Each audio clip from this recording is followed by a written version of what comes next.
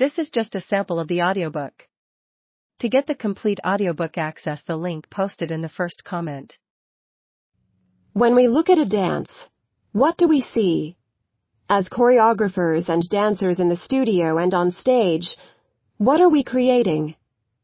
Questions concerning the nature of our experience of dance and the nature of dance as a formed and performed art can be provocative and acutely significant.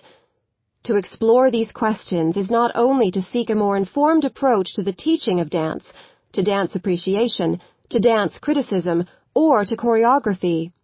It is also to celebrate, if you will, the uniqueness and vitality of dance in our immediate encounter with it, both as dancers and as audience. When a dance is there for us, we intuitively know that it is there. Something alive and vibrant is happening on the stage, and as we are totally engaged in our experience of that happening, we too are alive and vibrant. We have a lived experience.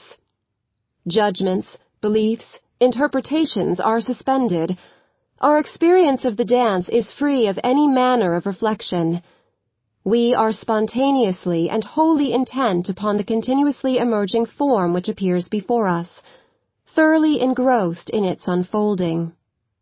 Whatever knowledge we may have of dance, in general or in particular, is extraneous to the lived experience of any dance. Such knowledge may affect only our aesthetic expectations and judgments of that experience. Hence, the kinds of dances we have seen before, the extent of our own participation in dance, all prior experiences with dance, influence the manner in which, and the level at which, we approach and evaluate it. But to be pre-reflectively involved in what is now appearing before us on the stage is to be fully and exclusively responsive to it, such that the sense of that appearance is immediately and directly apprehended. The meaning of any dance comes alive for us only as we ourselves have a lived experience of the dance, and it is not the result of either prior knowledge of a dance or any later reflective efforts.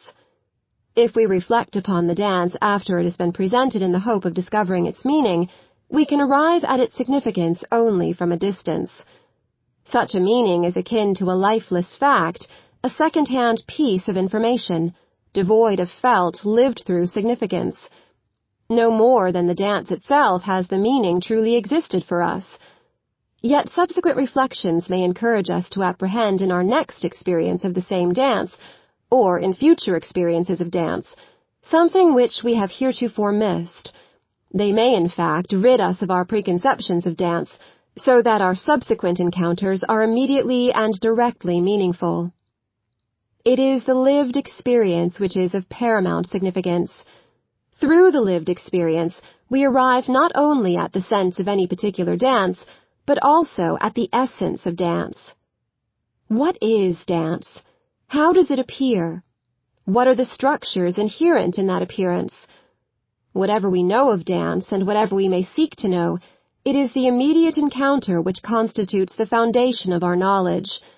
Neither dance nor the lived experience of dance exists apart from the creation and presentation of the concrete thing itself.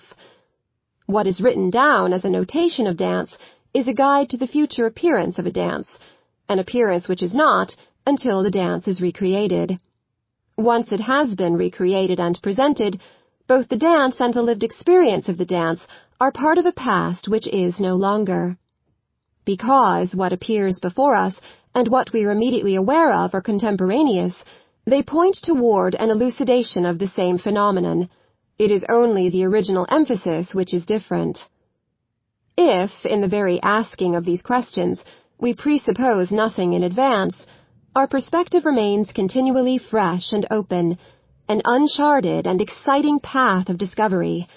What emerges is a descriptive analysis and not a body of definitive knowledge. Answers in the form of definitive knowledge tend often to become static and sterile because their very patness estranges them from the thing in question. On the contrary, if the descriptive analysis is sound and valid, it should continue to stimulate many vital questions and not dissolve into easy verbalisms which lose their significant, felt meaning. Through the lived experience, we discover that dance is first and foremost a created phenomenon.